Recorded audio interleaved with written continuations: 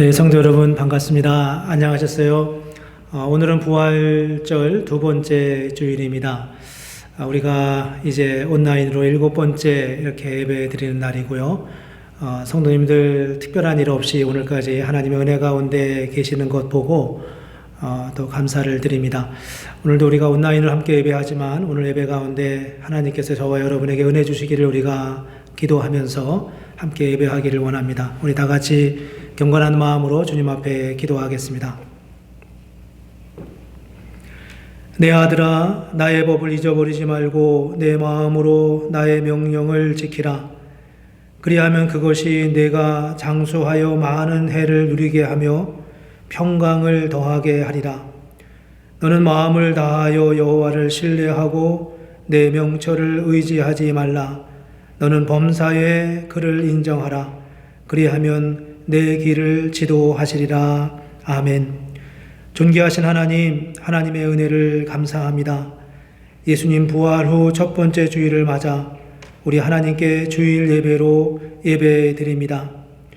예수님의 부활 소식을 들은 제자들이 얼마나 큰 설레임으로 주님께 나아갔을지를 생각하면서 오늘 우리도 그런 설레임과 감격으로 주님께 예배하기를 원합니다. 사랑하시는 주님, 이 시간 이 예배 가운데 임재하여 주시고 우리에게 부활의 능력과 은혜로 덧입혀 주시옵소서. 예수님의 이름으로 기도합니다. 아멘.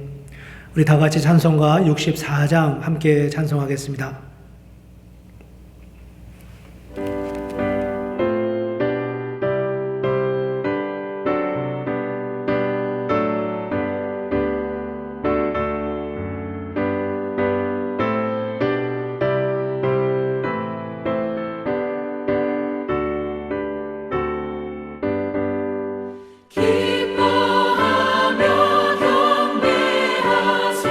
영광의 주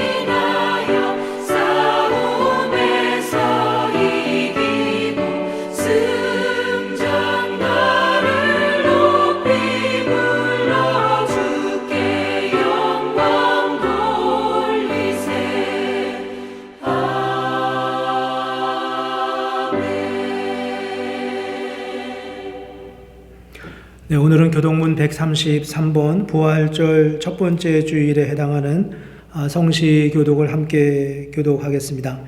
제가 먼저 교독하겠습니다. 여호와는 나의 빛이요 나의 구원이시니 내가 누구를 두려워하리요. 여호와는 내 생명의 능력이시니 내가 누구를 무서워하리요. 악인들이 내 살을 먹으려고 내게로 왔으나 나의 대적들 나의 원수인 그들은 실족하여 넘어졌도다. 군대가 나를 대적하여 진칠지라도 내 마음이 두렵지 아니하며 전쟁이 일어나 나를 치료할지라도 나는 여전히 피언하리로다. 내가 여호와께 바라는 한 가지 일 그것을 구하리니 곧 내가 내 평생에 여호와의 집에 살면서 여호와의 아름다움을 바라보며 그의 성전에서 사모하는 그것이라. 여호와께서 환난 날에 나를 그의 초막 속에 비밀히 지키시고 그의 장막 은밀한 곳에 나를 숨기시며 높은 바위 위에 두시리로다. 이제 내 머리가 나를 둘러싼 내 원수 위에 들리리니 내가 그의 장막에서 즐거운 제사를 드리겠고 노래하며 여호와를 찬송하리로다. 아멘.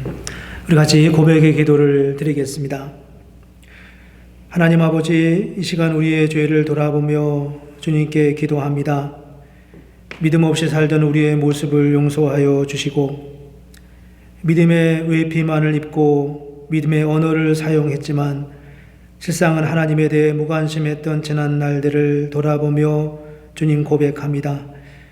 코로나 바이러스로 인해 온라인 예배를 드리면서 어느덧 우리 자신도 모르는 사이에 신앙의 열정을 잃어가고 있는 것 같아 안타까운 마음으로 주님께 머리를 숙입니다. 기도하는 일에 우리도 모르는 사이에 게을러지고 있음을 고백합니다. 주님의 말씀을 묵상하는 일에도 여전히 등한히 하고 있음을 깨닫습니다. 주님을 향한 뜨거운 감동과 기쁨을 잃어가고 있지 않은지 우리 자신을 돌아봅니다. 주님, 저희를 불쌍히 여겨 주시옵소서. 저희의 허물과 약함을 용서하여 주시옵소서. 몸으로 만나지 않기에 우리 사랑하는 우리의 믿음의 지체들을 향한 사랑과 관심을 잃어가고 있지는 않은지요. 주님, 저희의 죄를 용서하여 주시고 주님의 은혜 안에서 참된 용서의 은총을 누리며 기쁨과 감사로 우리를 회복시켜 주시옵소서.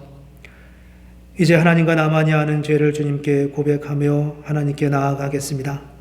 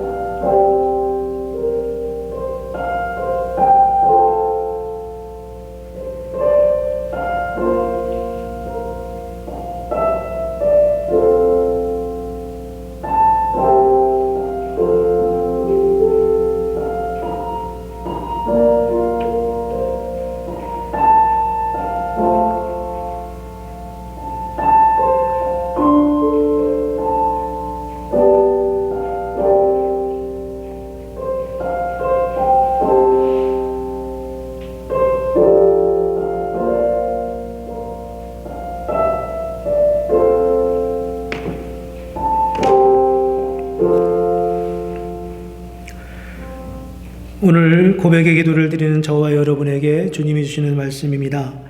주께서는 오래 참으사 아무도 멸망하지 아니하고 다 회개하기에 이르기를 원하시느니라.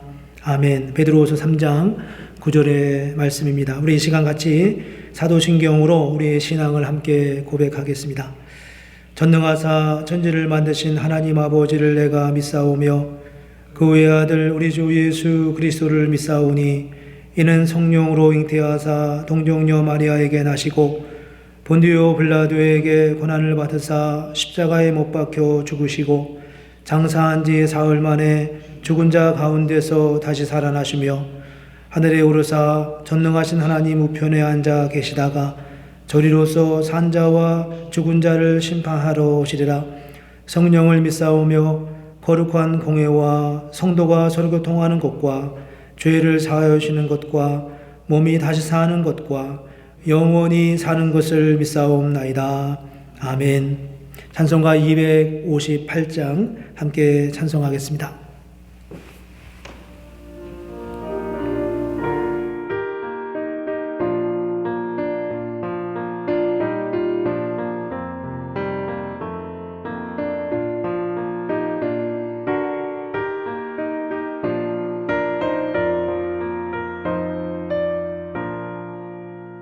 샘물과 같은 보혈은 주님의 피로다. 보혈의 죄를 씻으면 정하게 되겠네. 정하게 되겠네. 정하게 되겠네. 보혈의 죄를 씻으면 정하게 되겠네. 저도 적회개하고서 보혈에 씻었네. 저도 적같은 이 몸도 죄 씻기 원하네. 죄 씻기 원하네. 죄 씻기 원하네. 저도 적같은 이 몸도 죄 씻기 원하네. 죄속함 받은 백성은 영생을 얻겠네. 샘솟듯 하는 피관세 한없이 크도다. 한없이 크도다. 한없이 크도다. 샘솟듯 하는 피관세 한없이 크도다.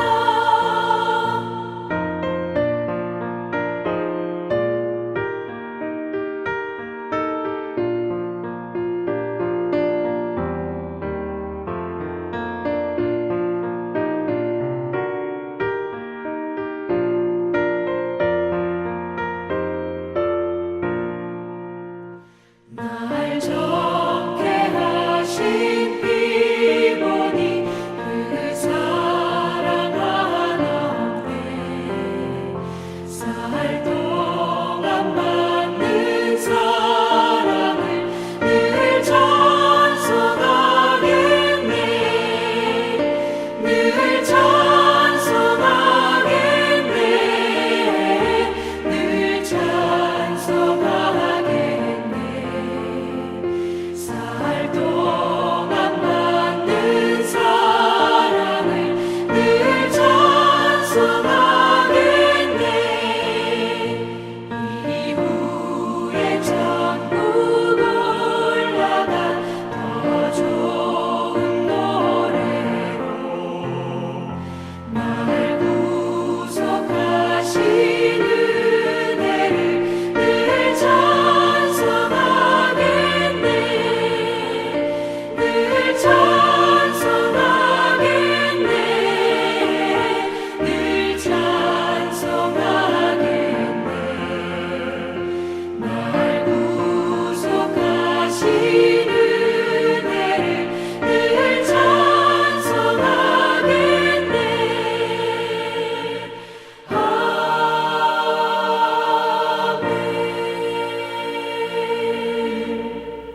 네, 우리 함께 같이 주님께 기도하겠습니다. 존귀하신 하나님, 하나님께 영광과 찬송을 올려드립니다. 만왕의 왕이시며 만주의 주이신 주님을 찬양합니다. 우리는 코로나 바이러스로 인해 지금 사람들을 만나지 못하고 경제 활동도 하지 못하고 있습니다. 눈에 보이지 않는 바이러스가 우리를 이렇게 위협할 수 있다는 사실에 놀라움을 갖지 않을 수가 없습니다. 그런데 하나님, 우리에게는 눈에 보이지 않는 또 하나가 우리의 생명을 위협하고 있었음을 깊이 생각하지 못했습니다. 주님, 그것은 바로 우리 안에 있는 죄입니다. 성경은 모든 사람이 죄를 범하였음에 하나님의 영광에 이르지 못한다고 말씀하셨지만 우리는 자신의 죄가 우리를 파멸로 이끌고 있다는 사실을 깊이 생각하지 못했었습니다. 우리는 우리의 죄에 대해 심각하게 생각하지 않았었습니다. 주님, 이 시간 죄에 대해 무감각했던 우리의 허물을 고백합니다. 사랑하는 주님, 저희의 죄를 용서하여 주시옵소서. 코로나 바이러스에 대해 민감하듯이 우리의 죄에 대해서도 민감한 마음을 갖게 하여 주시옵소서.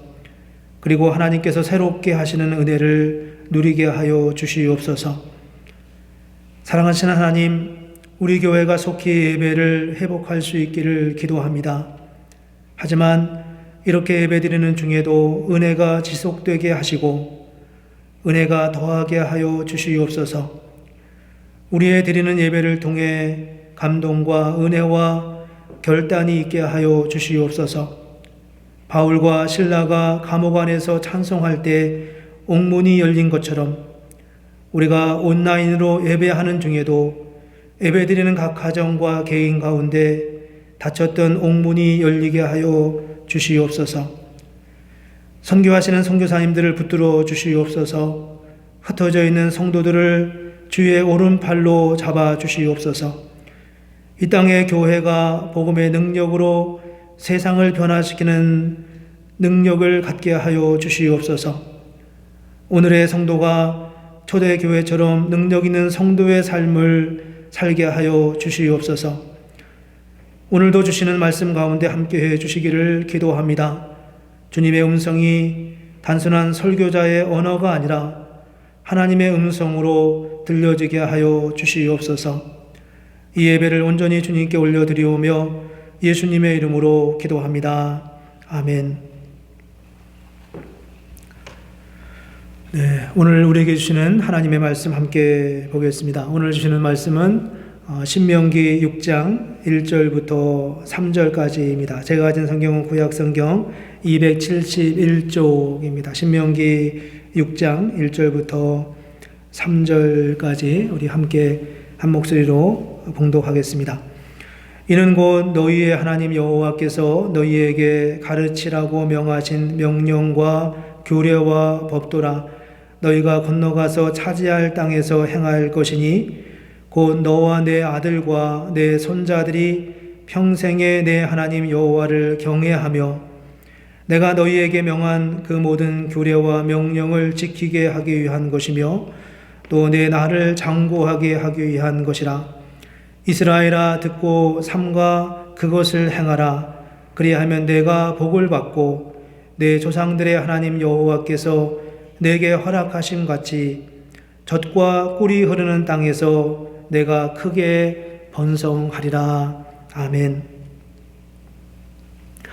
네, 반갑습니다. 오늘은 부활절 지나서 첫 번째 주일입니다. 교회력에 의하면 오늘 부활절 두 번째 주일이라고 말합니다. 지난주에 부활절 첫 번째 주일이었고요. 이렇게 해서 부활절 일곱 번째 주일까지 지나고 나면 이제 바로 오순절로 이어진 성령 강림주일이죠. 성령 강림주일이 이어지고 네, 교회가 초대교회 성도들이 성령의 충만함을 받고 복음을 전하기 시작하면서 아주 역동적인 교회 역사를 이루어가는 굉장히 결정적인 놀라운 날이 바로 성령 강림주일입니다. 이 부활절 첫 번째 주일부터 부활절 일곱 번째 주일까지 약 40일 동안 제자들은 예수님을 여러 번에 반복해서 만나면서 그들이 그동안 배우고 훈련하고 알아왔던 말씀에 대한 새로운 확인과 또 주님의 살아계신 주님을 다시 부활하신 주님을 만나는 특별한 경험들을 하고 그리고 이제 주님의 사역의 장으로 인도함을 받는 아주 중요한 그런 계기가 됩니다. 우리는 물론 절기로 이 시간들을 보내고 있지만 우리에게도 부활하신 주님이 저와 여러분 삶 속에 정말 실질적으로 부활의 주님으로 그리고 성령 강림의 역사를 우리가 경험하는 그런 귀한 기회가 이 부활절 기간 동안 이어지기를 원합니다. 이제 지난주에 이제 우리가 부활절 말씀을 나누었고요. 그 전주 여섯 번 동안은 로마서 8장을 같이 나누었는데, 그동안에 이제 수년 동안 말씀을 우리가 주제별로 이렇게 시리즈로 함께 나누었습니다. 조금 이제 말씀을 나누는 패턴을 조금 바꾸려고 생각하는데요. 그건 뭐 특별히 많이 바뀌는 건 아니고 이제까지 해오던 대로 시리즈 설교를 계속해 가지만, 또 한편으로는 이제 그 생명의 삶, 우리가 생명의 삶으로 큐티 하시는 분들 많이 계신데, 생명의 삶에 있는 본문을 따라가면서 또 말씀을 함께 나누려고 합니다. 우리가 이제 지금 신명기서를 함께 나누고 있는데, 신명기서가 아마 6월 중순 정도까지 계속 이어질 것 같습니다. 그래서 오늘과 다음 주일은 연거푸 신명기에 있는 말씀을 함께 나누려고 하고요. 또 5월 달에는 물론 가정의 달이 있어서 이제 관련된 말씀을 나눈 후에 다시 신명기 말씀을 조금 더 나누려고 생각하고 있습니다. 신명기가 이제 우리에게는 좀 익숙하지 않은 본문 중에 하나이기도 합니다. 이게 어려웠다고 말하기는 어렵지만, 신명기를 우리가 나누면서 신명기가 놓여져 있는 어떤 배경이라고 할까요? 아주 간단하게 잠깐 살펴보면서 오늘 말씀을 나누려고 합니다. 여러분 이제 모세오경이라는 말씀을 많이 들어보셨을 거예요.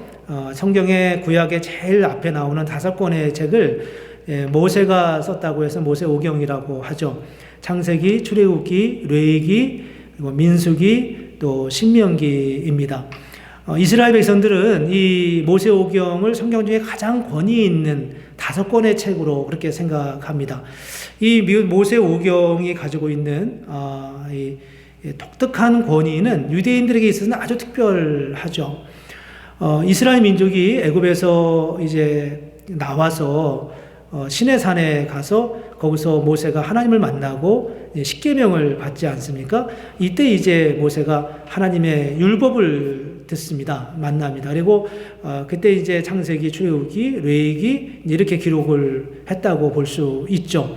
많은 말씀들을 받고 그 말씀을 뭐 성막을 만드는 말씀이라든지 뭐 레위기에 나오는 여러 말씀들을 받고, 그다음에 민수기에 가면은 민수기의 말씀은 이스라엘 민족이 광야에서 40년 동안 이제 방황하면서 행했던 그런 삶의 여정들을 비춰주고 있는데, 여러분 이제 아시다시피 이 이스라엘 민족이 시내산에서 계명을 받고 1년 후에 두 번째 유월절을 지킨 다음에 이제 광야로 출발하게 됩니다.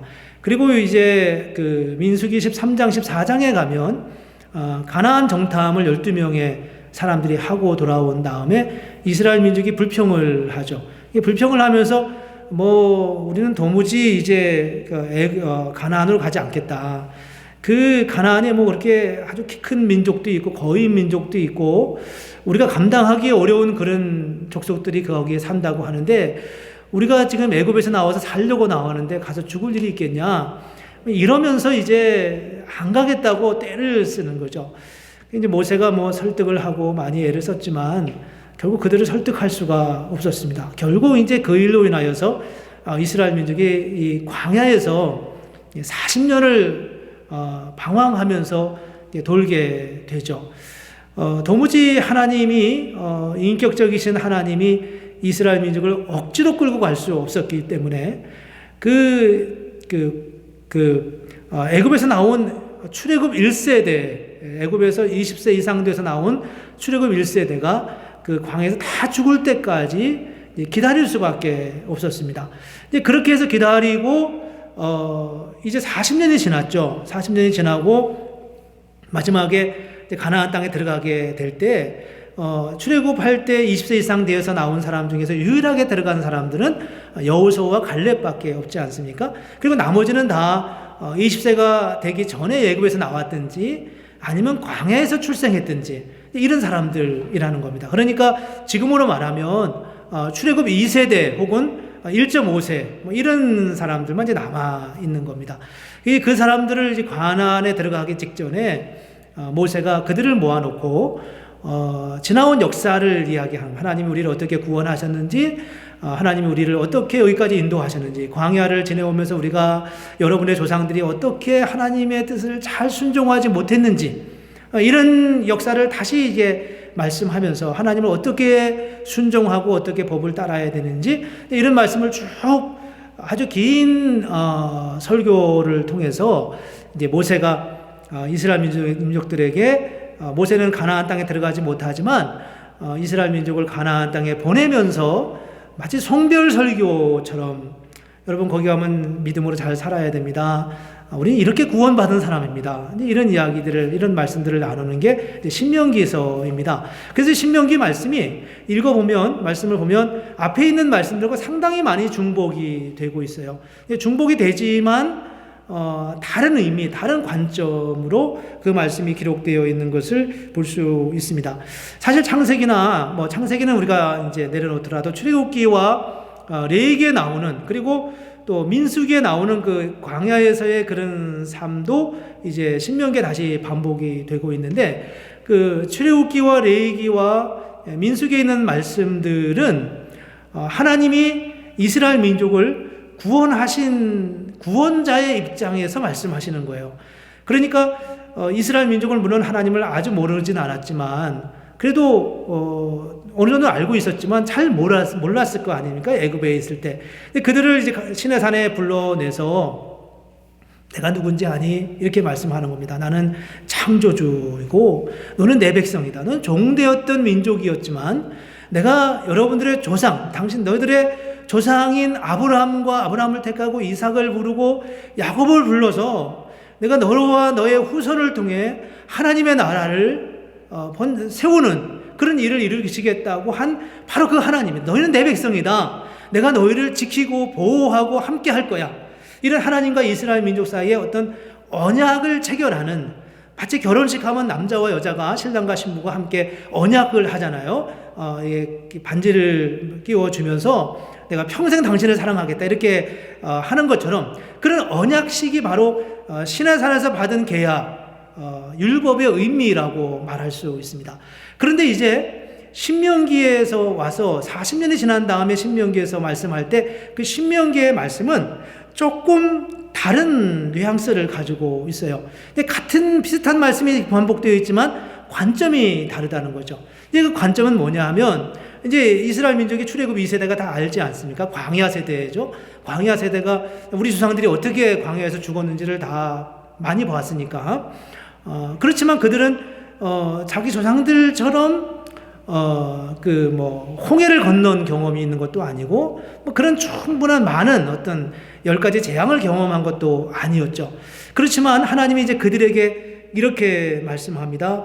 내가 너희 조상들과 함께 언약을 맺은 내가 이제 너희들을 그 약속대로 가나안 땅으로 보낼 건데, 거기에 가면 내가 전한 말씀, 하나님의 말씀을 잘 기억하고 잘 따르고 순종하고 삼가 그 말씀을 지켜라. 주의해서 그 말씀을 따라 순종하라고 말씀합니다. 그렇게 하면 내가 너에게 복을 줄 거야. 내가 너에게 함께 할 거야. 하나님이 여러분의 조상들에게 주셨던 그 약속처럼 그렇게 그 약속을 내가 행할 거야 라고 하시는 말씀이 신명기 말씀의 주된 요약입니다. 그래서 오늘 설교의 제목이 이제 그거잖아요. 내가 크게 번성하리라. 말씀대로 살아. 이 말씀대로 순종해. 그러면 하나님이 여러분들을 풍성하게 할 거다라고 하는 게 이 신명기의 말씀의 주된 맥락입니다. 그래서 신명기서에 보면은 앞에 있는 다른 모세오경에 별로 나타나지 않는 용어가 참 많이 있는데, 그게 뭐냐 하면 기억하라, 삼가 지키라, 순종하라, 이런 말씀들이 굉장히 많이 나와 있어요. 이 말씀 꼭 붙들어야 돼. 이 말씀은 꼭 지켜야 돼. 이 말씀을 지킬 때 하나님이 여러분에게 복을 주시고, 이 말씀 가운데 하나님의 생명이 있고, 이 말씀 가운데 우리가 하나님이 주신 그 본래의 약속을 허락해 주신다고 하는 그런 약속이 여기에 담겨져 있다는 겁니다. 여러분 성경책을 가지고 계시면 오늘 본문 앞뒤를 좀 보십시오. 신명기 4장 1절에 보면 이렇게 말씀합니다. 이스라엘아, 이제 내가 너희에게 가르치는 규례와 법도를 듣고 준행하라. 그리하면 너희가 살 것이다 라고 말씀합니다. 4장 9절에 보면 이렇게 말씀하셨어요. 오직 너는 스스로 삼가며 내 마음을 힘써 지키라. 그리하여 내가 눈으로 본 그 일을 잊어버리지 말라. 잊지 말라. 이 표현 신명기서에 엄청 많이 나옵니다. 잊지 말라. 이 말씀을 준행하라. 오늘 본문에 나오는 신명기 6장 1절에 보면 이스라엘아 듣고 삼가 그것을 행하라. 그리하면 내가 복을 받고 네 조상들의 하나님 여호와께서 내게 허락하심 같이 젖과 꿀이 흐르는 땅에서 내가 크게 번성하리라 라고 말씀하셨습니다. 이게 지금 하나님이 주신 그들에게 주신 약속인 거예요. 하나님이 그들을 그렇게 약속하신 거죠. 그래서 이 신명기서는 앞에 있는 말씀하고는 다릅니다. 앞에 있는 말씀은 종이라고 하는 자기 아이덴티티가 있는 사람들, 아이덴티티라고 말하기도 그렇죠. 자기 어떤 노예의식이 있는 사람이죠. 항상 노예적인 근성이 있어서 하라는 것만 하고 뭘 적극적으로 하는 걸 좀 어려워하던 사람들이 이 출애굽 1세대 사람들이었어요. 그 사람들에게 너는 내 백성이야 라고 하는 게 출애굽 1세대에게 주신 가장 강력한 가장 중요한 말씀이라고 한다면 이제 2세대에게는 하나님 여러분들이 하나님 말씀을 정말 적극적으로 따르고 믿음으로 살면 하나님이 여러분에게 주신 그 약속을 반드시 성취할 거야. 반드시 여러분을 번성하게 할 거야. 풍성하게 할 거야 라고 말씀하고 있다는 겁니다. 하나님께서 애굽에서 이스라엘 백성들을 구원하실 때 하나님이 그들에게 고난을 주시려고 구원하셨겠습니까? 그렇지 않지 않아요. 하나님이 그들을 풍성하게 하려고 그들에게 복을 주시려고 하나님의 부요함을 나누시기 위하여서 하나님이 그들에게 그 복을 그들을 애굽에서 인도하여 내셨다는 겁니다. 여러분 아브라함을 아시죠? 이삭을 아시죠? 야곱을 아시죠? 그들이 얼마나 풍성한 삶을 누렸는지 물론 그들의 삶 속에는 여러 가지 다양한 면이 있지만 하나님이 그들에게 어떻게 복을 주는지 아십니까? 창세기 26장에 보면은 우린 이삭에 대해서 많이 알지 않는데 이삭에 대해서 이렇게 말씀합니다. 이삭이 거부가 됐다 그런 표현이 있습니다. 창세기 26장 13절에 보면 그 사람이 창대하고 왕성하여 마침내 거부가 되었다라는 표현이 있어요. 하나님이 당신의 사람들을 단 한 사람도 빼놓지 않고 당신이 주시는 그 은혜로 풍성하게 하시려고 그들을 의도하셨고 실제로 그런 은혜를 부어주셨다는 겁니다. 하물며 하나님께서 그 후손인 이스라엘 백성들을 고난의 자리로 몰아가게 하기 위해서 그들을 애굽에서 구원하셨겠냐는 거예요. 그렇지 않지 않겠습니까?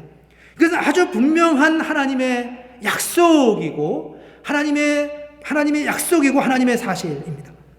하나님은 그들을 복되게 하시고 그들을 하늘의 별처럼 빛나게 하기 위해서 그들을 부르셨다고 말씀하고 있어요. 창세기 22장 17절에 보면 이렇게 말씀합니다. 내가 내게 큰 복을 주고 내 씨가 크게 번성하여 하늘의 별과 같고 바다의 모래와 같이 같게 하리니 내 씨가 그 대적의 성문을 차지하리라 라고 말씀하고 있습니다. 이게 하나님이 당신의 백성을 통해서 주시고자 하는 약속이고 의도였다는 겁니다. 이 약속을 출애굽 1세대는 믿지 못했던 거예요. 늘 두려움 속에 있었죠. 그래서 이제 광야 세대를 향하여서 하나님이 이 신명기서에 있는 말씀을 들려주면서 앞서 주셨던 말씀을 모세의 입을 통해 다시 들려주면서 이 약속 안에 하나님의 이 계명 안에 이 율례 안에 하나님의 약속이 담겨져 있다라고 말씀하고 있다는 겁니다. 하나님께서 애굽에서 이스라엘 백성을 구원하실 때 하나님께서 그들에게 고난을 주시기 위해서 이렇게 하셨겠냐는 거예요.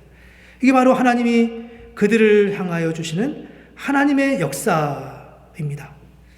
저는 요즘 이제 생명의 삶 큐티를 하면서 아침마다 일주일에 몇 번 정도 묵상한 글을 또 인터넷에 올리기도 하지만 제가 참 많이 감동과 은혜를 누립니다.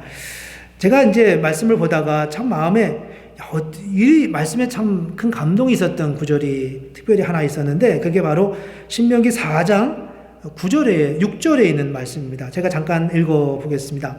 신명기 4장 6절인데요. 너희는 지켜 행하라. 이것이 여러 민족 앞에서 너희의 지혜요 너희의 지식이라. 그들이 이 모든 규례를 듣고 이르기를 이 큰 나라 사람은 과연 지혜와 지식이 있는 백성이로다 하리라. 그렇게 말씀했습니다. 지금 이스라엘 민족은 광야에 있잖아요. 이제 모압 평지에서 가나안 땅에 들어가기 직전에 있습니다. 아직 땅도 없는 민족이에요. 땅이 없는 민족이 민족이라고 할 수 있나요? 아직 주권도 없는 민족이에요. 지금으로 말하면 나라가 제대로 온전하지 않은, 세워지지 않은 그런, 어쩌면 사라질 수도 있는 그런 민족이죠. 근데 하나님께서 그들에게 뭐라고 약속하시냐 하면 너는 지켜 행하라. 이것이, 그 말씀을 지켜 행할 때 이것이 여러 민족 앞에서 너희의 지혜요 너희의 지식이 될 것이다 라고 말씀합니다. 그리고 그들이 이 모든 규례를 듣고, 이방인들이 이 모든 규례를 듣고 이르기를 이 큰 나라 사람은, 이스라엘을 가리키는 거죠. 이 큰 나라 사람은 과연 지혜와 지식이 있는 백성이로다. 이렇게 말할 거라는 겁니다. 지혜와 지식이 있는 백성이로다. 정말 위대한 민족이다. 정말 탁월한 민족이다. 이렇게 말할 거라는 거예요. 근데 우리가 요즘 이제 이렇게 가끔 대화하면서 탁월한 민족을 이야기할 때 우리는 주저없이 유대인을 언급합니다. 그렇잖아요? 뭐 유대인을 좋아하든 나빠하든, 이스라엘의 친이스라엘적 성향을 가졌던 아니면 반이스라엘적 성향을 가지셨던 상관없이 우리는 탁월한 민족이라고 하면은 우선 유대인을 지칭하죠. 그들이 지금 그 고난의 세월, 2000년 세월을 보내면서도 그들에게 탁월한, 그래서 오늘 본문의 표현이 있는 그대로 요즘 사람들이 표현하는 그 표현 그대로입니다. 지혜와 지식이 있는 백성이로다. 누가 과연 가장 탁월한 민족인가? 라고 말하면 유대인을 좋아하든 싫어하든 유대인을 언급하는 것은 오늘 우리가 경험하는 아주 실질적인 사실이에요. 이게 지금 수천 년이 지나고 있는데, 모세가 이 말씀을 이스라엘 민족에 전한 지가 벌써 3500년이 지났잖아요. 근데 이럼에도 불구하고, 그런 오랜 세월이 지났음에도 불구하고 여전히 사람들의 입에서는 그렇게 불려진다는 겁니다. 하나님이 이스라엘 민족에게 주셨던 그 언약 그대로 말이죠. 이게 정말 놀랍지 않습니까? 그 당시 상황으로 돌아가 봐요. 그 당시 상황에서 이스라엘 민족이 이 말을 과연 실감나게 들을 수 있겠냐고요. 그 당시 그들에게 뭐 유명한 사람이 있었겠습니까? 탁월한 사람이 있었겠습니까? 그런데 오늘날 입장에서 그 당시에 주신 말씀을 보면 너무나 정확하고 너무나 분명하게, 선명하게 그 뜻이 이루어지는 것을 볼 수 있습니다. 뭐 유대인들을 언급하면 그 유대인 중에 뭐 노벨상을 받은 사람이 몇 프로고 뭐 이런 얘기 많이 하잖아요. 우리가 아는 사람만 해도 영화 감독 스필버그가 있고, 철학자 스피노자가 있고, 또 심리학자 프로이드가 있고요. 물리학자 아인슈타인이 있고, 그리고 또 뭐 좋은 예는 아니지만 공산주의자였던 칼 막스가 있고요. 아주 각 분야마다 탁월했던 사람들은 대부분 다 유대인이었던 것을 볼 수 있습니다. 이런 모습을 보면서 오늘 이 말씀이 저는 정말 섬찟할 만큼, 놀라울 만큼 놀라운 감동이 이 안에 있습니다. 정말 놀랍지 않으신가요? 물론 여기 앞에 보면 이 큰 나라 사람은 이런 표현이 있어요. 근데 그렇게 봤을 때 과연 이스라엘을 좀 크다고 말할 수 있을까? 그건 조금 아닐 수 있겠다 싶은 생각이 들기는 합니다. 그런데 사실 이스라엘 민족이 사실 하나님의 더 큰 은혜를 저는 누릴 수 있었다고 생각해요. 하나님은 이거보다 이스라엘 민족을 더 탁월하게 만드실 계획이 있었다고 생각합니다. 근데 이스라엘 민족의 그 은혜를 누리지 못한 거예요. 하나님의 의도는 더 컸다고 저는 생각합니다. 왜 그렇게 생각하냐면요. 설교 중에 제가 몇 번 말씀드렸지만 사실 이스라엘 민족이 애굽에서 가나안 땅으로 이렇게 출애굽할 때 남자 장정만 60만 명이었고 여자 어린아이를 합치면 200만 명이었다고 하잖아요. 근데 그 당시가 아니라 예수님 당시 세계 인구가 약 2억 정도였다고 합니다. 근데 예수님보다 또 몇 년인가 2000년 전이니까 더 적었겠죠. 2억이라고 가정을 한다면 2억의 인구 중에 200만 명이 애굽에서 가나안으로 온 거예요. 100분의 1이 나왔습니다. 어마어마한 숫자죠. 지금 세계의 인구가 77억이라고 합니다. 77억. 77억의 100분의 1이면은 7,700만 명이잖아요. 지금 이스라엘에 살고 있는 이스라엘 민족은 600만이고 미국에 사는 유대인들이 580만이 된다고 합니다. 다른 나라 사람들을 다 합치면 유대인이 1,400만 명이래요. 지금 상황에서. 그 당시 하나님이 주셨던 은혜가 얼마나 컸는지를 보여주고 있습니다. 내가 크게 번성하리라. 이게 오늘 말씀의 마지막 구절의 마지막 말씀입니다. 내가 크게 번성하리라. 하나님의 이스라엘 민족을 부르시면서 하나님의 그런 의도로 그들을 번성하게 하기 위해서, 그걸 물질적인 번영이냐 이런 걸 떠나서 번성하게 하기 위해서 그들을 부르셨다고 말씀하고 있습니다. 저는 이 말씀이 오해 없이 오늘 우리의 삶의 자리에서도 여전히 그대로 적용되어야 한다고 생각합니다. 우리가 오해하는 게 있어요. 그게 뭐냐 하면 예수 믿는 사람은 가난해야 된다, 이런 생각이 우리도 모르는 사이에 있습니다. 뭐 그렇게 생각하지 않을 수도 있겠죠. 그러나 목사는 그렇게 말할 거다, 이렇게 생각하시는 분들이 있습니다. 나는 그렇게 생각하지 않지만 우리 교회 목사는 아마 그렇게 말할 거다, 대부분의 설교자는 그렇게 말할 거다, 이렇게 생각한다는 거죠. 근데 그건 우리가 오해라고 생각합니다. 하나님은 우리를 번성하게 이루는 거예요. 물론 이것을 물질만 추구하는 번성과 번영과 동일시 하는 것은 물론 아니지만 하나님은 우리를 번성하게 하기에 의도하셨어요. 창세기 11장에 나오는 바벨탑 사건에서 그 바벨탑이라고 하는 것은 문명의 상징이지 않습니까? 하늘에 닿는 탑을 쌓았어요. 그건 그 당시 문명이 얼마나 뛰어났는지를 보여주는 거죠. 그렇지만 그들이 바벨탑을 쌓은 이유는 그 이전에 있었던 홍수와 같은 재난이 있을 때 그것을 피하기 위한 의도가 다분히 있었어요. 하나님의 심판을 자기들의 힘으로 막아보겠다는 거죠. 그건 옳지 않은 문명입니다. 그런 류의 문명, 그런 방향의 문명은 옳지 않아요. 그렇지만 창세기 1장에 보면 하나님이 사람들을 창조하시고서 뭐라고 말씀하시냐? 너는 땅에 충만하라, 번성하라, 그리고 땅을 정복하라, 땅을 다스리라 라고 말씀하십니다. 그건 뭐예요? 그건 바로 문명의 발전을 의미합니다. 하나님의 뜻을 따라 하나님의 문명의 발전을 하나님은 의도하셨다는 거예요. 바벨탑 사건과 같은 문명의 발전의 방향은 하나님이 용서하지 않고 동의하지 않지만, 그러나 하나님은 기본적으로 인간에게 문명을 발전시킬 수 있는, 번성할 수 있는, 하나님의 은혜를 누릴 수 있는 그런 삶으로 우리를 이끌어 가셨다는 것입니다.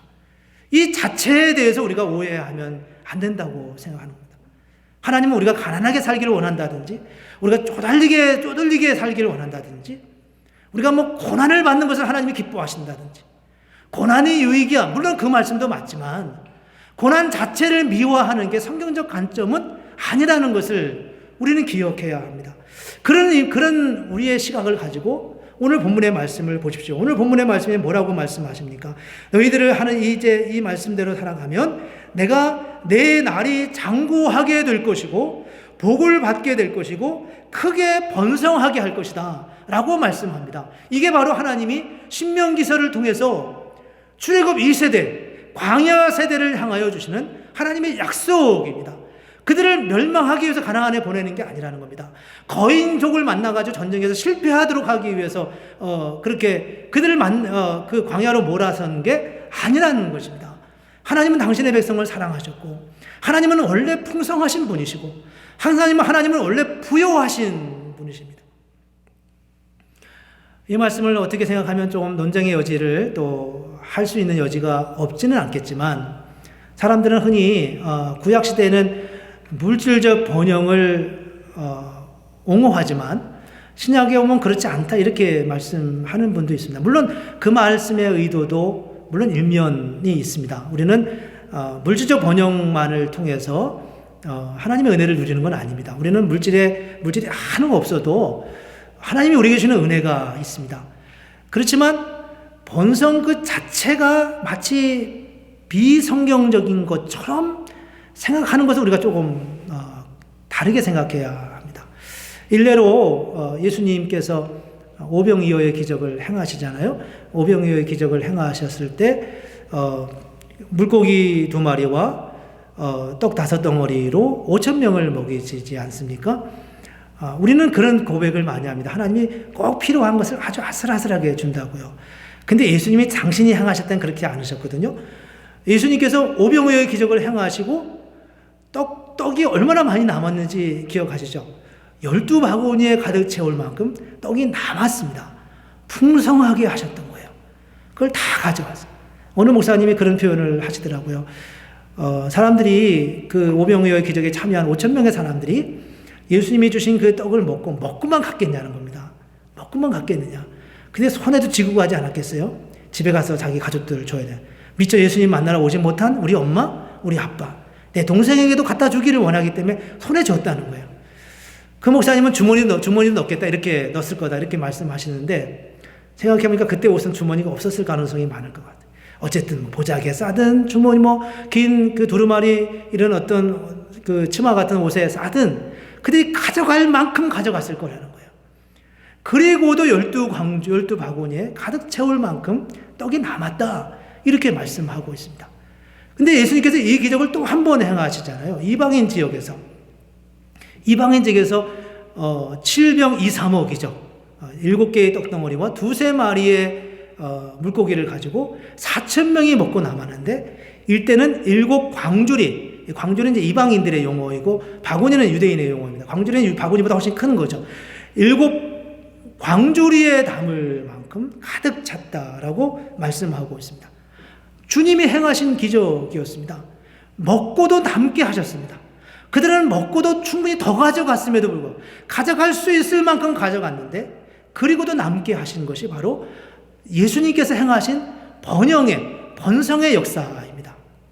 물론 그 번성을 우리가 어떻게 사용하느냐의 문제는 또 다른 문제이지만, 하나님이 늘 이렇게 간당간당하게 우리에게 뭘 주시는 그런 분으로 이해하는 건 옳지 않은 거라는 겁니다. 이런 사건은 성경 속에 얼마든지 많이 있습니다. 구약 성경에도 엘리야와 사르밧 과부의 이야기도 나와 있고요. 하나님은 저와 여러분을 풍성하게 하십니다. 그래서 하나님 말씀을 따르고 순종하라고 말씀하고 있습니다. 그게 바로 오늘 이 신명기서에서 말씀하는 아주 근본적인 말씀입니다. 신명기 이제 27장, 28장에 가면은 복과 저주의 말씀이잖아요. 하나님이 복을 주실 때 들어가도 복을 받고 나와도 복을 받고 일어나도 복을 받고 누워도 복을 받고 어떤 상황, 어떤 형편에서든지 하나님께서 여러분에게 복을 주실 것이다 라고 말씀하고 있어요. 이게 하나님의 본래의 말씀이라는 겁니다. 하나님이 우리에게 그렇게 복을 주신다는 거예요. 그 복을 우리가 어떻게 누릴 수 있겠습니까? 그 복을 누려야 하지 않겠어요? 왜 그 복을 누리지 못할까요? 얼마 전에 어느 목사님과 통화를 했습니다. 지난 이제 부목사님으로 사역을 하시다가 이번 4월 첫째 주일부터 이제 새로운 교회 부임을 하신 목사님이세요. 그래서 이제 사역을 시작하는데, 여러분 아시다시피 지금 이제 코로나 때문에 예배도 못 드리잖아요. 이제 워싱턴 쪽에 있는 교회인데, 거기서 부임을 하자마자 예배를 못 드리는 거예요. 장로님들만 이제 몇 분 뵙고, 아직 성도님들 얼굴도 모르는 채 지금 이렇게 시간을 3주째 보내고 있습니다. 궁금해서 이제 통화가 돼서 같이 통화를 하면서 이야기를 하는데, 예배는 어떻게 드리시나요? 못 드리고 있습니다. 우리는 이렇게 온라인으로 영상으로 예배 드리는데 그렇게 한번 해보시면 어때요? 그랬더니만 우리 교회 교우들은 다 연세가 많으셔서 기계를 잘 움직이지 못해서 장로님들과 함께 의논을 했는데 별로 의미가 없을 것 같다, 그렇게 장로님들의 의견을 줘서 좀 드리지 못하고 있습니다, 이렇게 이제 말씀을 하시더라고요. 그래서 제가 그러면 쉬시면 되겠네요, 그랬습니다. 원래 5월 달부터 가기로 하셨는데 이러저러한 상황 때문에 한 달 미리 이제 가게 됐는데 그냥 쉬십시오, 이렇게 말씀드렸습니다. 목사님 그러면 쉬세요. 원래 5월 달부터 가기로 했는데 지금 일찍 간 거니까 지금 모시면 목사님 은퇴할 때까지 못 쓰십니다. 쉬세요, 이렇게 이제 말씀을 드렸어요. 근데 목사님이 이렇게 대답을 하시더라고요. 마음이 불편해서 못 쉬겠다고요. 마음이 불편해서. 아무것도 한 게 지금 뭔가 시작을 해야 되는데 시작할 수 없으니까 쉴 수가 없는 거예요. 이런 상황들이 이제 우리도 경험하지 않습니까? 뭐가 잘 될 때는 바빠서 못 쉬고요. 뭐가 안 될 때는 쉴 수 있는 타이밍인데 안 되기 때문에 쉴 수 있는 마음의 여유를 못 갖는 겁니다. 그러니까 시간이 있어도 못 쉬고 시간이 없으면 없어서 못 쉬는 거죠. 일을 하면서도 쉰다는 마음으로 일하는 경우가 있고 일을 쉬면서도 마음이 편하지 못한 경우가 우리에게 있습니다. 이 경우는 좀 다른 경우이긴 하지만 하나님이 주시는 은혜를 우리가 어떻게 누릴 수 있겠습니까? 그것은 하나님은 우리를 풍성하게 하셨어요. 근데 그 은혜를 누리지 못하는 이유가 어디에 있겠습니까? 그거는 우리가 하나님의 약속을 믿지 못하기 때문에 그렇다. 하나님의 약속을 바라보지 못하기 때문에 그런 거죠. 하나님이 저와 여러분의 삶을 풍성하게 하신다고 약속하셨다는 겁니다. 하나님께서 우리의 삶을 풍성하게 하셨어요. 너희가 그 말씀을 따라 순종하라. 그러면 내가 너희를 번성하게 할 거다. 이게 하나님의 약속이에요. 그러면 그 말씀을 붙들고 그 말씀을 가지고 그곳으로 가면 되지 않겠습니까? 그게 지금 이스라엘 민족이 이 상황에서 해야 될 믿음의 고백이라는 겁니다. 우리가 어떻게 복을 누릴 수가 있겠습니까? 오늘 신명기 6장 1절로 3절 말씀을 깊이 묵상하실 수 있으면 좋겠습니다. 제가 한번 읽어보겠습니다. 이는 곧 너희의 하나님 여호와께서 너희에게 가르치라고 명하신 명령과 규례와 법도라. 너희가 건너가서 차지할 땅에서 행할 것이니 곧 나와 내 아들과 내 손자들이 평생에 내 하나님 여호와를 경외하며 내가 너희에게 명한 그 모든 규례와 명령을 지키게 하기 위한 것이며 또 내 나를 장구하게 하기 위한 것이라. 오래 살게 하기 위한 것이라. 이스라엘아 듣고 삼가 그것을 행하라.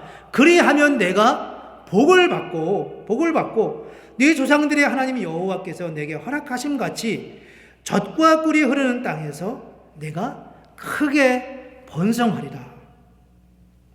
요약하면 말씀이 곧 복을 받는 방법이라는 겁니다. 이 말씀을 깊이 한번 생각해 보십시오. 성경적으로 부요함을 누리는, 성경적으로 하나님의 은혜를 누리는 하나님의 역사가 바로 여기에 나와 있습니다. 말씀 그 자체가 우리를 부요케 하신다고 말씀합니다. 여러분 이 사실을 믿으십니까? 우리가 말씀 안에서 말씀을 따라갈 때 하나님이 우리를 부요케 하신다는 사실을 믿으십니까? 오늘 본문을 통해서 저는 몇 가지만 기억했으면 좋겠습니다. 첫 번째는 하나님은 우리에게 복 주시기를 원하시는 분이라는 사실을 확신하는 겁니다. 확신하는 겁니다. 하나님은 우리가 잘 되기를 원하시는 분이라는 거예요. 하나님은 우리가 번성하기를 원하시는 분이에요. 왜냐하면 하나님 그분 자체가 번성하신, 하나님 그분 자체가 풍요하신 분이시기 때문에 그렇습니다. 하나님 그분 자체가 원래 풍성하신 분이세요. 그냥 모자라는 것은 견디지 못하시는 분이라는 거죠. 하나님이신 예수 그리스도께서 오병이어의 기적을 행하시고 저들에게 딱 맞게 먹을 것을 주실 수 없는 분이 아니지 않습니까? 그럼에도 불구하고 그들에게 넘치게 주셨어요. 12바구니에 찰 만큼 남게 하셨고 7 광주리에 찰 만큼 남게 하심으로 풍성하게 하신 분이 바로 하나님이십니다. 물론 때로는 우리가 어렵고 힘든 상황 속에서 하나님의 은혜를 경험하기도 합니다. 그게 바로 하나님의 은혜를 알게 하기 위한 거죠. 우리가 잘 모르니까요. 저도 우리 교회 여러 번 그런 경험이 있지만 우리 교회 부임하기 전에 리버티에서 공부하면서 있을 때 마지막 올 때 거의 한 달치 생활비도 채 남지 않았던 것 같아요. 그런데 그때 제 생각에 아무 생각이 없었던 것 같아요.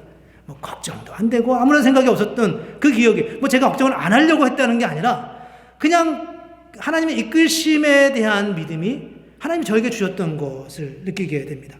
하나님은 우리에게 복을 주시기를 원하시는 분입니다. 하나님은 우리가 부욕해 되는 것을 원하시는 겁니다. 그리고 두 번째는 그 길이 말씀 안에 있다는 것을 믿어야 됩니다. 우리는 신앙 따로 생활 따로 할 때가 참 많아요. 예수를 믿긴 분명히 믿습니다. 죽은 다음에 천국 가는 것도 알아요. 그런데 실제 삶으로 돌아가면 삶은 그렇게 살면 안 된다 이렇게 생각하는 경우가 참 많이 있습니다. 말씀 따로 삶 따로죠. 근데 오늘 말씀은 뭐라고 말씀하냐 하면 말씀 안에 부욕해 되는 게 있다는 것입니다. 말씀 자체가 우리의 삶을 풍성하게 만드신다고 그렇게 말씀하고 있습니다. 주님 안에 풍성함이 있다는 거죠. 그리고 세 번째는 그 말씀대로 행하는 훈련이 우리에게 필요하다는 겁니다. 오늘 말씀을 다시 한번 보십시오. 1절에 보면 이는 곧 너희의 하나님 여호와께서 너희에게 가르치라고 명령하신 명령과 규례와 법도라. 그 말씀 안에 내가 장구하게 되고 그리고 복을 받고 내 조상들의 하나님 여호와께서 내게 허락하신 같이 젖과 꿀이 흐르는 땅에서 내가 번성할 것이다 라고 말씀하고 있습니다. 말씀 안에서 말씀을 배우는 중에 말씀을 묵상하는 중에 우리도 모르는 사이에 하나님이 주시는 복을 누리는 방법, 복을 누리는 은혜가 우리에게 있다고 말씀하고 있습니다. 부요해지는 은혜입니다. 우리 안에 하나님이 주시는 놀라운 은혜가 이 말씀 가운데 담겨져 있습니다. 그리스도인들이 부유해지는 것에 대해 긍정적이지 않은 생각을 갖는 것은 그리 건강한 생각은 아니라고 생각합니다. 때로는 우리가 부유해지는 것 자체를 대해서 죄책감을 느낄 때도 있습니다. 근데 그것은 죄책감을 느끼는 부유해지는 것 때문이 아니라 부유해짐을 우리가 어떻게 사용할 것인가에 대한 어떤 자기 훈련, 자기 생각이 정리되지 않았기 때문에 그렇습니다. 돈을 벌면 우리는 그것을 내 것이라고 생각하죠. 재정에 대한 사회적 책임을 갖는 훈련도 우리에게 물론 필요합니다. 하나님은 이스라엘 민족들에게 농사를 짓고 추수를 할 때 반 내 구퉁이에 있는 것들을 추수하지 말라고 말씀하잖아요. 또 농사지고 벼를 땅에 이제 떨어지면 떨어진 걸 줍지 말라고 말합니다. 왜냐하면 그것은 가난한 사람들을 위해서 배려하는 것이기 때문에 그렇습니다. 성도의 사회적 책임입니다. 조금 더 나아가면 성도의 교회적 책임도 역시 또 같은 맥락입니다. 교회적 책임, 사회적 책임. 어떻게 우리 사회에 가난한 사람들, 어려움 당하는 사람들에 대한 우리의 사회적 의무를 어떻게 우리가 생각하느냐, 이런 것과 같이 관련이 되어 있는 거죠.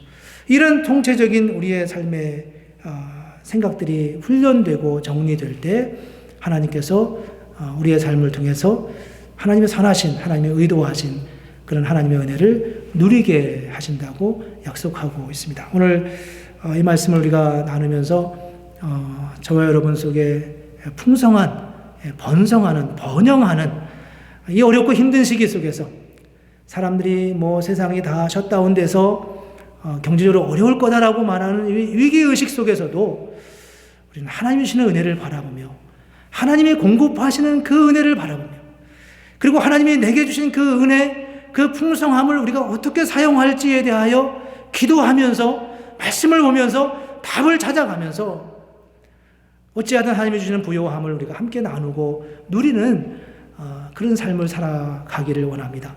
하나님께서 저와 여러분에게 주시는 은혜가 이 어려운 시기에도 풍성하게 있기를 원하고 그리고 이 시기를 지나고 난 다음에 하나님께서 여러분 각자에게 주시는 그 은혜를 우리가 함께 나누고 또 간증하고 고백하는 그런 은혜의 때가 있으리라 믿습니다.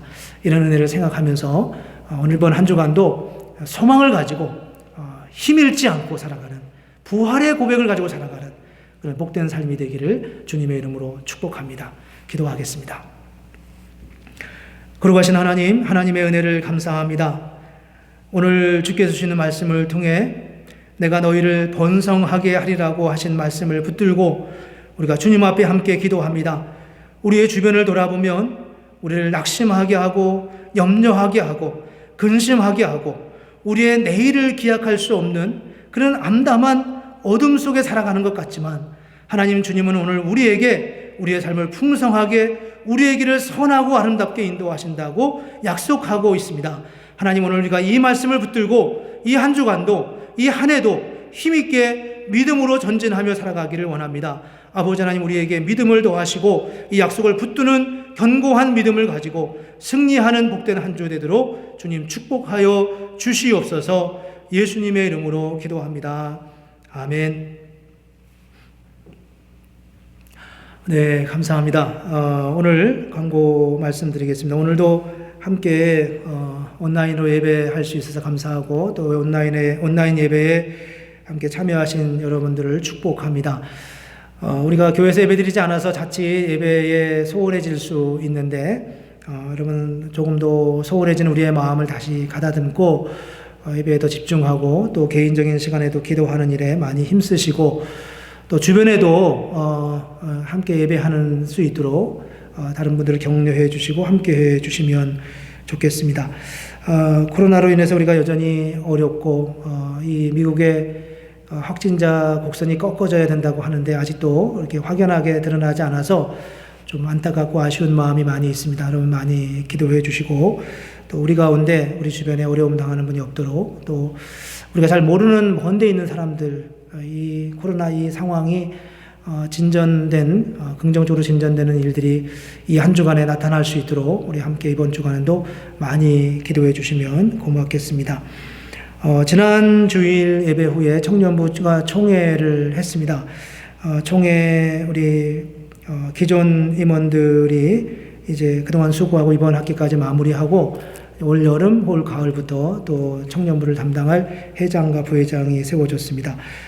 회장의 김형록 형제님, 부회장의 김대미 자매님입니다. 우리 사진 보시고 기억하시고 위해서 기도해 주시면 고맙겠습니다. 그동안에 또 지금도 계속 수고하고 계시는 우리 회장 이한기 자매, 또 부회장 또 화물결 자매에게도 또 축복합니다. 곳에 수고 많이 하셨습니다. 지난 목요일 아침에 우리 기쁨의 출산 소식이 있습니다. 우리 구스라 자매님, 장승희 형제님의 와이프 되시는 구스라 자매님이 귀한 따님을 낳았습니다. 순산했고요. 그동안 기도해 주신 분들께 감사드립니다. 이름이 이나입니다. 기쁨을 나눠주다 그런 의미라고 해요. 이나. 영어 이름은 아나벨라라고 해서 아름다운 은혜라고 하는데 우리 사진을 제가 보여드리고 싶은데 사진이 준비될지 모르겠습니다. 아무튼 축복해 주시고 또 산모와 어린아이에게 건강 주시도록 기도해 주시면 고맙겠습니다. 모쪼록 이 코로나 상황으로 인해서 온라인으로 계속 예배하고 있는데 여러분 각자의 삶의 자리에서 하나님의 은혜를 누리시고 또 건강하시고 또 믿음 가운데서 더욱 힘써 기도하는 그런 은혜가 있기를 원합니다. 그러면 우리 다 같이 이 시간 찬송가 436장 함께 찬송하면서 준비한 예물 하나님 앞에 드리겠습니다.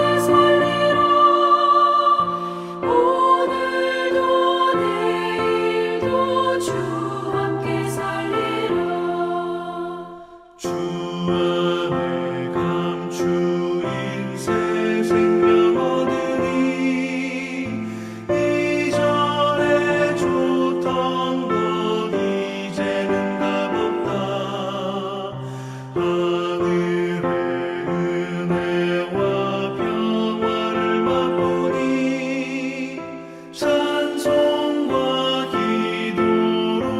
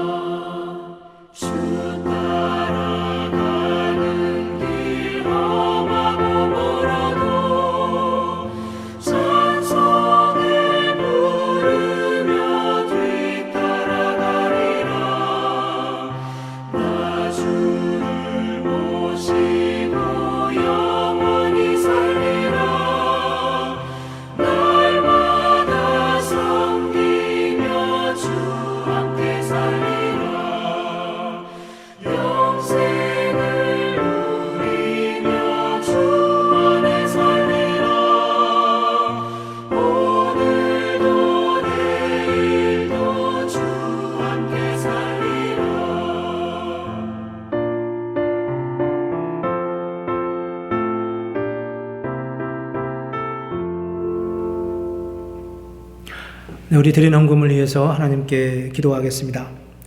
전능하신 주님, 하나님의 은혜와 사랑을 감사합니다. 우리에게 예배할 수 있는 특권과 은혜를 허락하여 주시고 이 어려운 시기에서도 함께 온라인으로 예배하며 하나님을 찬양하게 하시고 또 믿음의 고백으로 기도하며 또 우리의 삶에 주신 은혜를 기억하며 11조와 감사와 주일 헌금으로 여러 제목을 가지고 주님 앞에 예물 드리게 해 주심을 주님 감사합니다. 어려운 시기에도 우리를 지켜주시고 인도해 주시며 엘리야를 3년 반 동안의 기근 속에서도 까마귀를 통하여 그의 양식을 공급해 주셨던 것처럼 하나님, 오늘 우리도 그렇게 하나님의 공급하심과 하나님의 은혜를 누리는 복된 삶을 허락해 주시는 것을 믿고 감사합니다.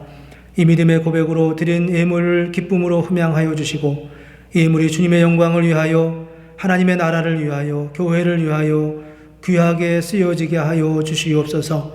어려운 시기에 우리 중에 혹이나 특별한 고난과 재정적인 어려움 가운데 있는 성도들이 있다면 하나님, 저들을 기억하여 주시고 저들의 필요를 채워주시고 함께해 주시기를 원합니다. 주 앞에 드린 예물이 주님의 영광을 위하여 귀하게 쓰여지게 하시고 이 코로나 바이러스로 인한 이 어려운 시기에도 우리 자신과 우리 교회와 우리 공동체가 믿음 안에서 더욱 강건하게 하시고 또 이 시대가 이 일을 잘 극복해 갈 수 있도록 하나님 은혜 베풀어 주시옵소서. 주님의 은혜 감사합니다. 주님 영광 받아 주옵소서. 예수님의 이름으로 기도합니다. 아멘. 지금은 우리 주 예수 그리스도의 은혜와 하나님 아버지의 크고 놀라우신 사랑과 성령의 인도하시고 함께 하시는 역사가 번성하게 하신다는 주님의 약속의 말씀을 믿고 어떤 삶의 자리에서도 두려워하지 아니하며 믿음 가운데 주님을 바라보고 힘있게 살아가기를 원하는 사랑하는 모든 성도들 위해 지금부터 영원토록 함께 하시기를 간절히 축원하옵나이다. 아멘. 네, 오늘 예배에 참여하신 여러분들을 주님의 이름으로 축복합니다. 한 주간도 또 여러분 각자의 삶의 자리에서 승리하시고 또 하나님의 은혜가 풍성하게 은혜를 누리는 그런 복된 한 주간 되시기를 주님의 이름으로 축복합니다. 네, 감사합니다.